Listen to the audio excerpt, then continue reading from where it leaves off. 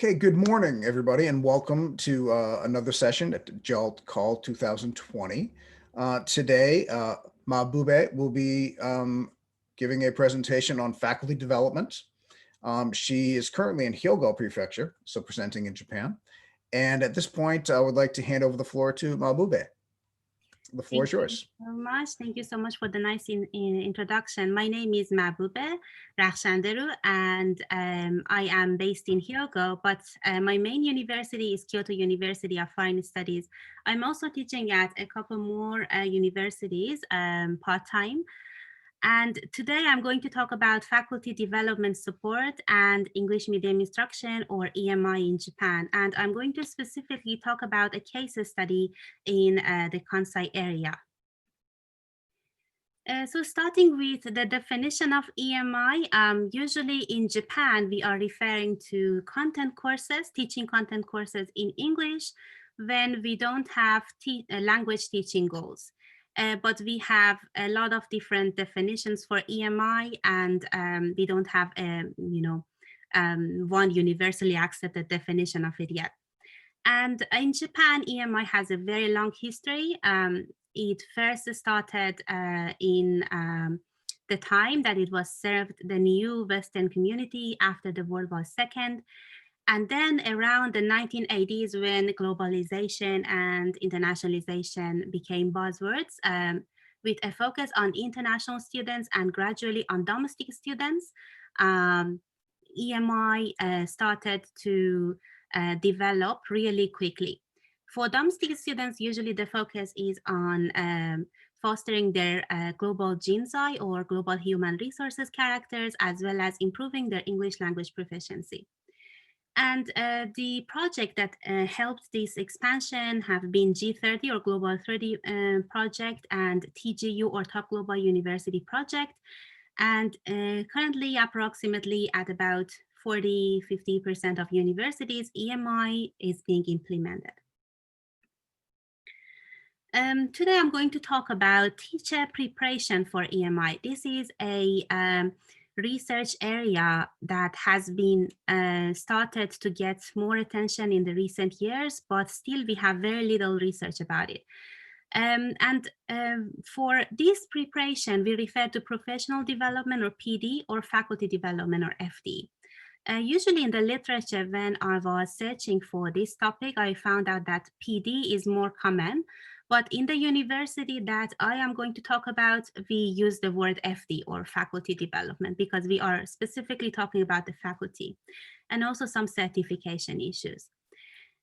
So this is not only in Japan, but PD for EMI teachers has been used at usually at a single institutional level, or remotely by mostly Anglophone organizations, which usually they don't have sufficient awareness of the local factors and context. And this situation is changing all the time. Like from this year to the next year, new programs are being introduced. So this is from the literature to this date. And for many higher education institutions, EMI training has not been seen as a high priority. And we have very few compulsory training, even in most European higher education institutions, where EMI is being implemented a lot. And little time and energy is being put on pedagogical integration. Too much focus has been mostly on the language proficiency and blaming students or faculty members for inadequate English proficiencies. And little research has been done on teacher preparation and PD, for example, in terms of especially cultural competencies and pedagogical practices. And moving on to specifically about Japan, isolation of EMI faculty members from Japanese medium instruction or JMI faculty has been raised as one important issue. And this is not only about EMI having separate faculty members. Even from this department to that department is one of the characteristics of Japanese universities, something like Robert Aspinall Sensei mentioned in his presentation. in JALT before. And Tsuneyoshi 2005 mentioned that for Japanese faculty members, it takes about 4 to 5 times more effort to teach in English. But as Bradford's study shows, maybe this is not that much to that extent, like 4 to 5, and it depends on different situations. But absolutely, this is an increased workload for many Japanese faculty members when they need to prepare to teach in the English medium. And there is a misconception that success of EMI depends on teachers' English proficiency. We also saw this in the literature, not only in Japan. And we have broad goals, like kind of vague or broad goals for PD or FD. For example, Belarga, if I'm pronouncing his family name correctly, showed that from one case study, the main focus of the FD is on enhancing the English skills of teachers, also on improving learning and teaching quality in EMI, and to help with the university's internationalization of higher education aims. So a lot of different aims are kind of, broad, and also still focus on the English skills. So moving on to my case study today, let me check on the time. I'm going to talk about a case study from Kansai, in the Kansai area. This is a private university, and this is free and open to all of the faculty members, part-time and full-time, and it has been implemented since 2016. There are 2 different types of trainings available: group workshops and one-on-one sessions. For group workshops, maximum 10 faculty members can attend. And we have 2 trainers. One trainer is full-time, who is the main trainer, and the other trainer is a part-time, who is the second one. And usually this is being implemented twice in a month, in the 4th period, 5th period, when faculty members are free, usually, and they can attend this training. Usually it is started with a short lecture, and then usually about 3 activities, then giving feedback to each other and getting feedback from the trainers. Different themes has been used throughout these about 4 years. Started with academic presentation and academic writing, which apparently many faculty members requested. And then recently, EMI with a focus on English phrases that can be used in EMI classes. So still the focus is more on the linguistic side of it. And then COIL, which is trending nowadays, collaborative online international learning, is also one of the new themes of this series. And then about the certification, similar to many other cases in the literature, we don't have any official certification here, but faculty members who complete 1 semester, they receive a document for their attendance. And this is based on voluntary participation. One-on-one sessions are being offered to full-time faculty members, and this is based on individual request. And this is not for proofreading papers. Many faculty members, they want to ask for proofreading for submitting their papers to international journals, but this is not part of it. And this is being offered by senior faculty members. Other than proofreading, any other request is being answered. And in terms of each session, 1 to 2 or 6 to 7 faculty members show up. Pre-registration is needed. Preparation usually is required, such as one slide or an answer to a question. Invitation emails are being sent by the subboard office in charge to all of the faculty members.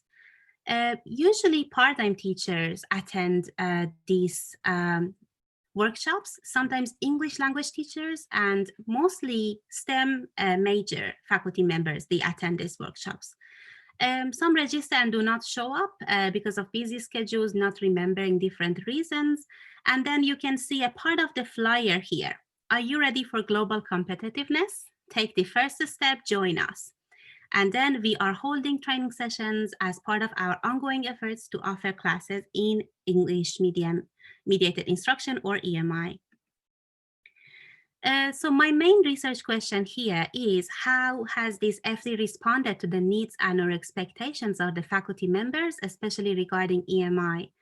My main focus is on my personal observation, but when I was writing this abstract, I wasn't sure if I can interview some faculty members, but I could interview 4 faculty members on Zoom. And ethical review was completed before the data collection. These were the 4 study participants, 2 of them male, 2 of them female, 2 of them international from Asian countries, but they have lived in Japan for more than 20 years, 2 of them Japanese, as you can see, mostly part-time and STEM, and they have joined the program for about a year. Only the first participant has attended the program about the whole time. And I'm going to talk later about him because he said that he was looking for a space for getting more interaction with faculty members. This is why he attended. Probably I need to move on very quickly. Oh, no, I have time. Sorry, I was thinking that this is 20 minutes. Okay, so good, we have time.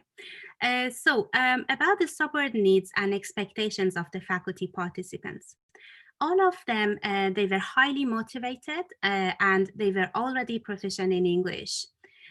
And number 1 was for all of the interview participants, a space for communication with other faculty members, interaction and learning from each other. Also, from my personal observation, I observed this course and I have been involved in this, not course actually, in this training series for about 2 years now. And this has been number 1, faculty members usually are motivated to join these trainings for having interaction with each other and use it as a place for communication among themselves. For Japanese participants, new teaching skills, mainly related to technology, and also academic presentation and writing, these have been mentioned a lot. We haven't seen any EMI related expectations or needs from these participants, international, Japanese, both groups. And Japanese interviewees mentioned that if they are going to implement EMI, they are hoping to target freshmen or like an introduction to something so that they can be confident in using like basic terminology and a kind of lecture style. So even though they were kind of proficient in English, I can say that they should be ready to teach in the English medium, but still they were not really confident in teaching in the English medium. And also international trainers has been pointed out as another point.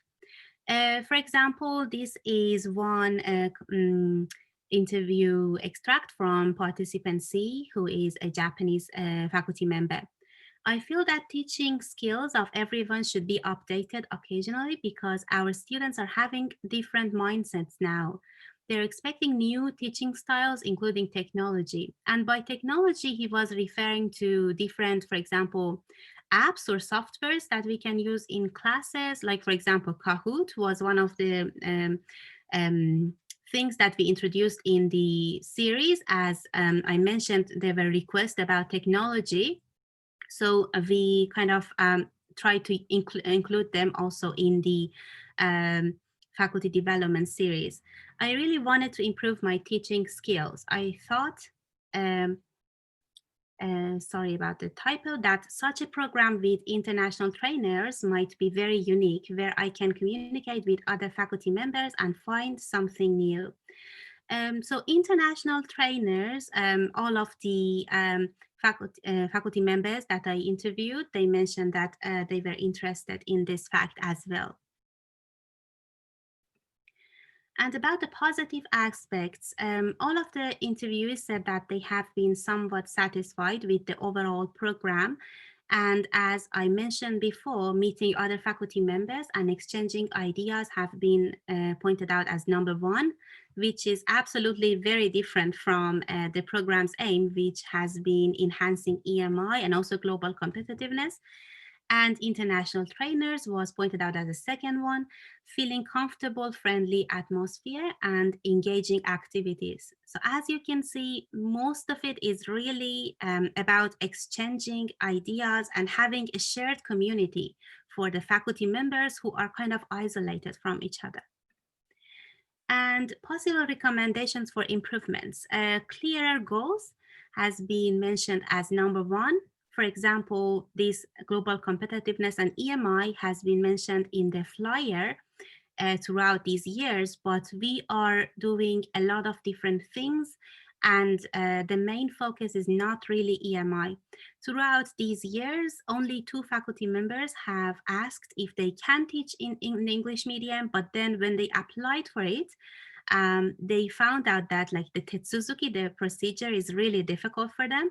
And then at the end, they gave up. So even if the faculty members are getting encouraged, the administrative side of it is causing some kind of problems for them to start teaching in the English medium. And then target participants, especially for the participant A, who is a language teacher. He was saying that, I don't know if I should take these workshops or not. For example, he said, I feel like I'm in the wrong place. Can I join the program? But I thought I should be there. I expected I'd have communication with other faculty members. We need clear and specific goals. Some participants, more participants and more activities to encourage more communication among participants. So this was again another point. And about promoting the program, sharing the flyer with different mailing lists. Usually we have very few participants. Sometimes even 1 or 2. So in that kind of situation, the participants were kind of not really happy because they couldn't really share and exchange opinions with each other. So the instructors, they have to be more engaged and have more communication with the participants. And then more sessions, flexible schedule, for example, forced period, a specific day, many participants, they cannot make it. So if we have more sessions, more faculty members can attend. And then more well-known trainers. Participant B, who is an international faculty member from an Asian country, and she is teaching all of her classes in the English medium. She said that she is interested in having communication with young trainers, but she would prefer more well-known trainers who are more proficient and they have more experience in terms of training for faculty members. And then participant D, who is teaching part-time, she said that she prefers one-on-one sessions for part-time teachers as well, because part-time teachers, they can only attend the group workshops, not one-on-one sessions. And then this is the final slide about the discussion and some future works. So I mentioned this isolation of faculty members a couple of times, and similar to the literature, apparently this is the main issue in that university. This case study, the faculty members, they feel like they need a shared community, and this shared community, I suppose, is not specifically a FD program. They need probably like a lounge or space that they can go and then they can sit and talk to each other, not specifically in line with the aims of the faculty development program. And then pedagogical and cultural aspects, we haven't really focused on this. Similar to the literature, the main focus is on the linguistic aspects. And this program seems like it has started, and then it has started a nice training, like the first step, but clearer goals are needed, more spaces for communication among faculty members, especially those who do not attend the FD program because of not being confident in English. I mentioned this already. The faculty members who join these programs, they are already proficient in English, but even those faculty members who join the program, those Japanese faculty members, most of the time they say, I'm sorry all the time, and they feel like they are not really ready to implement EMI, or sometimes even to join the trainings.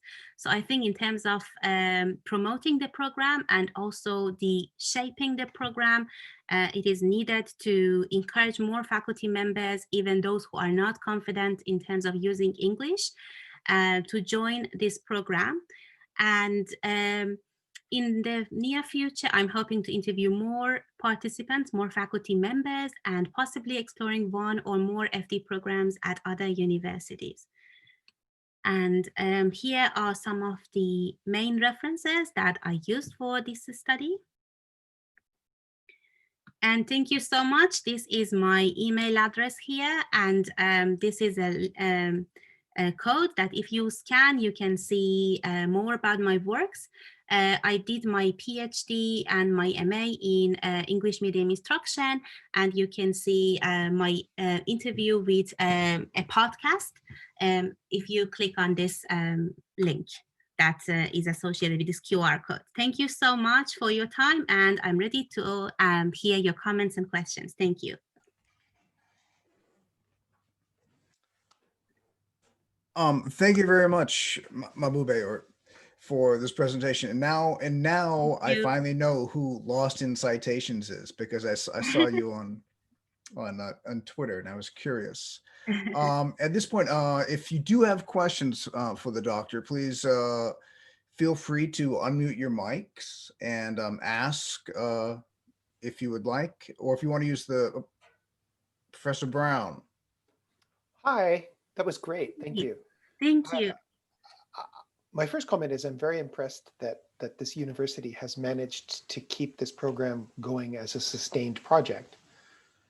In my own experience, it's very difficult to get faculty members to participate in anything that continues. So that was very impressive for me. Could you tell us a little bit about how big this university is? You mentioned how big the training groups are, but how big is the university as a whole? So I think we can say not larger scale, not small scale, something in between. Okay. Thank you. So yeah, more like a larger scale private university. Yeah.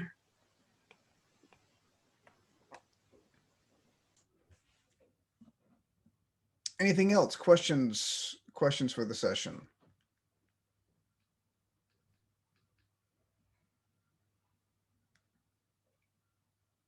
If not, okay. Thank you very much for your time today. I think your presentation was very interesting. I think the topic of EMI is very interesting and rising in Japan. I know that it's the amount of universities offering it is increasing, and I mean, as a parent of biracial children, I'm very interested in myself. My son attends university up in Akita Kokusai, where it's all English medium instruction. But thank you very much for your presentation, and I would ask you all to please unmute your microphones, and let's give the doctor a nice round of applause. Thank you very much. Thank you very much for your presentation. I enjoyed it very much. Thank you. you. Thank you. Thank you. Thanks.